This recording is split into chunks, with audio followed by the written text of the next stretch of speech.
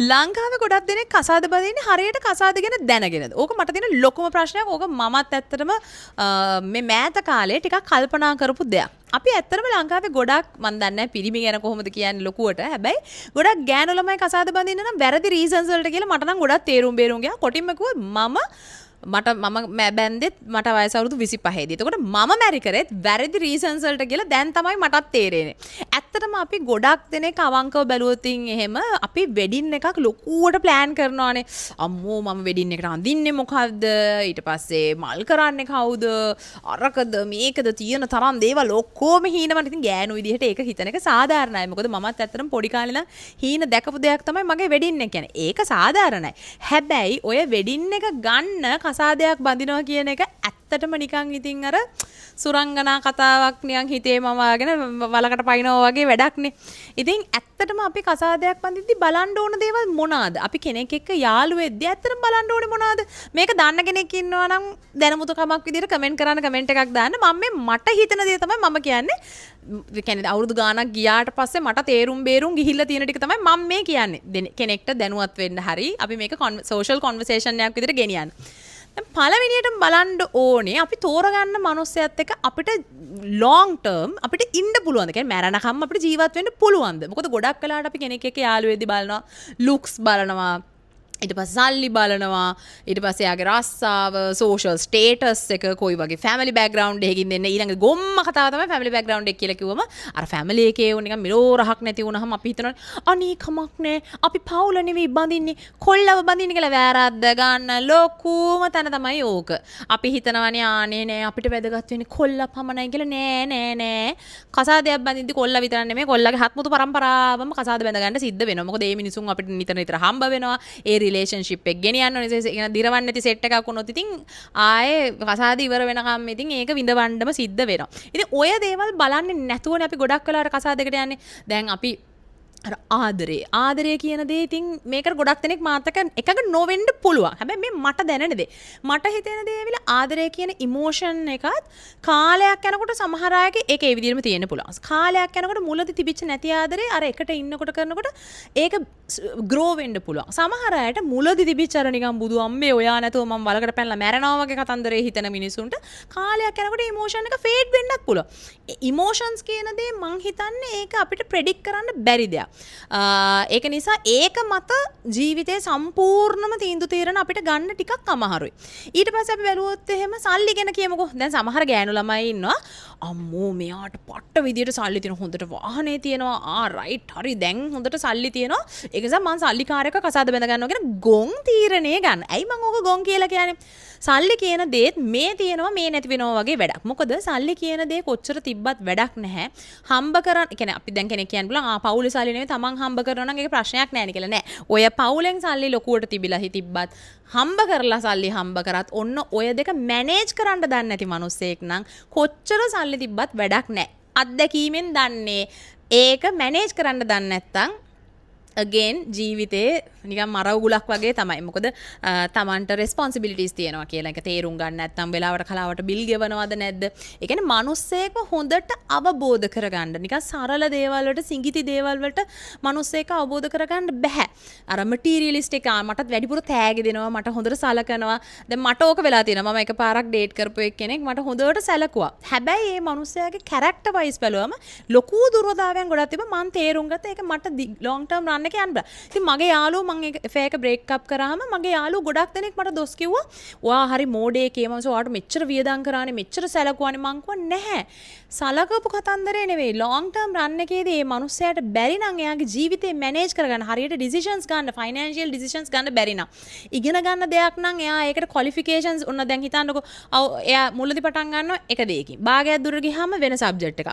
ඊට පස්සේ තව ටිකක් නෑ මේ දෙක මට හරියන්නේ නැහැ මම වෙන එක. ඒ කියන්නේ හරියට plan එකක් නැතුව විෂන් එකක් නැතුව මිනිස්සෙක් යනවා කියන්නේ ඒ වගේ මිනිස්සෙක් කසාද බැඳගත්තොත් ඕගොල්ලන්ට වෙන්නේත් අර නිකන් අර අඳුරේ අතපත ගන්නවා වගේ වැඩක් තමයි. ඉතින් ඒක නිසා කසාදයක් බඳිනවා කියලා කියන්නේ මිනිස්සෙගේ qualities අනිවාර්යයෙන්ම බලන්න.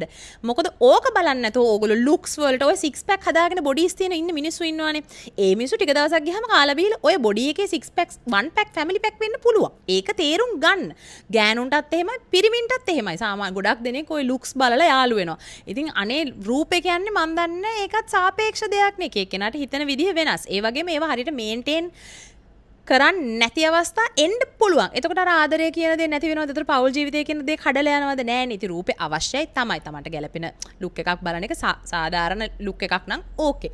හැබැයි සමහර කටන එක්ස්ට්‍රීම් ලිස්ට් එකක් තියෙනවනේ. උස වෙන්න ඕනේ, සුදු වෙන්න ඕනේ, සික්ස් පැක් තියෙන්න ඕනේ, කොණ්ඩේ මෙහෙම තියෙන්න ඕනේ, අරම වෙන්න ඕනේ, මෙහෙම වෙන්න ඕනේ කියලා අර ලිස්ට් එකක් තියෙනවනේ. ඉතින් ලස්සන කියන දේට ඇත්තට මෙහෙම ලිස්ට් එකක් තියාගෙන කසාදයක් බැන්දොත් again looks නැති වෙච්ච දවසට කසාදෙත් ඉවරයි. ඉතින් financial දේවත් ලුත් ඒ වගේම තමයි financial management එකක් නැතුව සල්ලි කොච්චර තිබ්බත් ඕන තරම් අපි සමාජ කතා දැකලා තියෙනවා පවුල් වලින් ලොකුවට සල්ලි එනවා.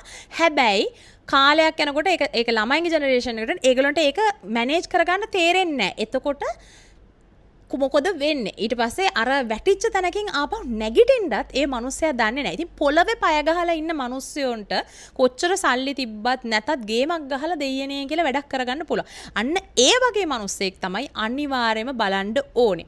ඊළඟට තියෙන ලොකුම දේ මම අර කිව්වා පවුල් පසුබිම් බලන්න ඕනේ. අනිවාර්යයෙන්ම ඊළඟට බලන්න ඕනේ ලොකුම දේ වෙලා කෙමිස්ට්‍රි එක.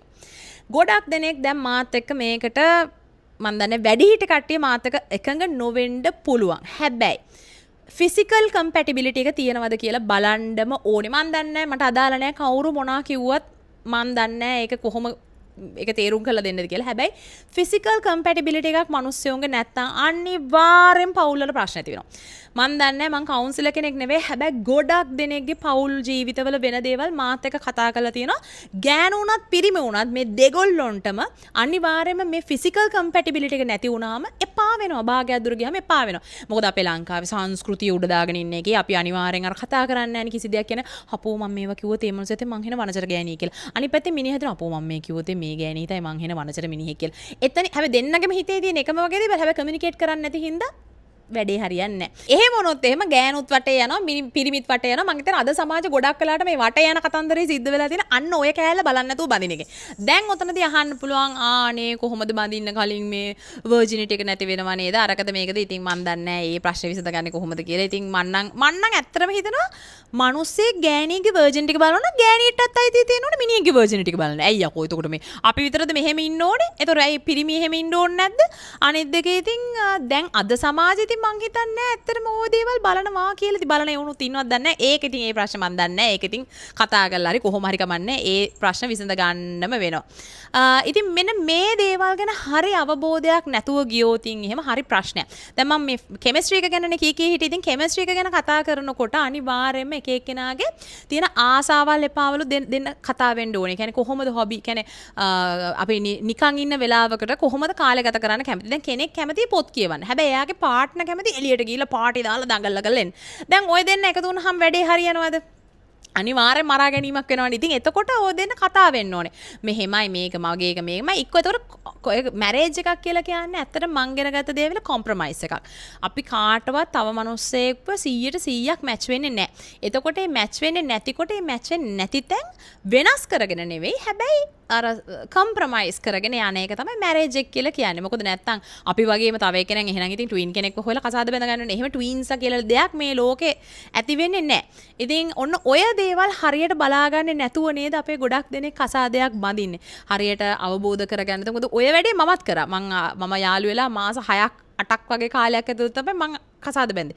ඉතින් ඇත්තටම එතකොට පුද්ගලයා කවුද පුද්ගලයාගේ පවුලේ විස්තර හරියට ඒ මිනිසුන්ගේ චර්යාවන් කොහොමද කින්ද මන්ද කියලා වැඩි විස්තර දන්නේ නැතුවනේ දැන් මේ කසාද බැඳගත්තේ. ඊට පස්සේ ටික කාලයක් යනකොට ඔන්න ප්‍රශ්න. ඊට පස්සේ communication errors, compatibility නැති වෙන්න පුළුවන්. ඉතින් ඒ වගේ ප්‍රශ්න ඇති වෙනකොට අනිවාර්යයෙන්ම මැරේජ් එක ප්‍රශ්න ඇති වෙනවා. ඉතින් ඒක නිසා මේ ඔය වටේ ඉන්නේ උන් කෑ ගැවුවට වයස යනවනේ. අම්මෝ දැන් බඳින්න අරකද මේකද කියලා කොච්චර පොලේ ගහගත්තත් කමක් නැහැ. තමන්ගේ ජීවිතේ මොකද ඩිවෝස් එකකින් ඉවර වෙනවා කියලා කියන්නේ ලේසි දෙයක් නෙමෙයි. මම නම් දන්න මනුස්සයට කියන්නේ ඩිවෝස් කියන දේ නම් තුන් හිතකින්වත් හීනෙන්වත් හිතන්න එපා. මොකද ඔය මිනිස්සු හිතන තරම් ඩිවෝස් වෙලා ජීවත් වෙන්න තියෙන ජීවිතේ ලේසි දෙයක් නෙවෙයි. මම වෙන දවසක ඩිවෝස් එක ගැන කතා කරන්න. ලංකාවේ ඩිවෝස් වෙච්ච මනුස්සයෙක්ට කොහොමද ලංකාවේ මිනිස්සු සලකන්නේ කියලාත් මම අනිවාර්යෙන් කතා කරන්න. සමාජ මිනිස්සු හිතන්නේ නැති පැති සෑහෙන තියෙනවා. ඉතින් ඩිවෝස් එක කියන වැරද්ද වෙන්න කලින් කසාදේ කියන තැනම හරියට හදාගෙන යනවා නම් හරි වටිනවා කියලා තමයි මම නම් ඇත්තටම ඔය දේවල් මං හිතන්නේ ඒක කවුරු හරි අපිට කියලා දෙන්න හිටියා නම් මං හිතන්නේ මගේ ජීවිතෙත් මීට වඩා සෑහෙන වෙනස් වෙන්න තිබ්බා. හැබැයි ඉතින් එහෙම ඒක දැන් නොවිලා මේ අවුරුදු ගාණක් ගියාට පස්සේ මට මේ සමහරලාට හිතන දේවල් තමයි මේ තියෙන්නේ. ඉතින් මං හිතුවා මේක ගැන කතා කරන්න ඕනේ. මොකද ගොඩක් දෙනෙක් කතා කරන්නේ නැහනේ. ඔයා මොකද්ද මේක ගැන හිතන්නේ? කසාද බැඳපු කට්ටිය වෙන්න පුළුවන්, කසාද බඳින්න ඉන්න කට්ටිය වෙන්න පුළුවන්, ජීවිතේට කසාද බඳින්නේ නැහැ කියලා ඉන්න පුළුවන් හිතන කට්ටිය වෙන්න පුළුවන්. මේක ගැන මොකද හිතන්නේ? කමෙන්ට් කරන්න බලන්න.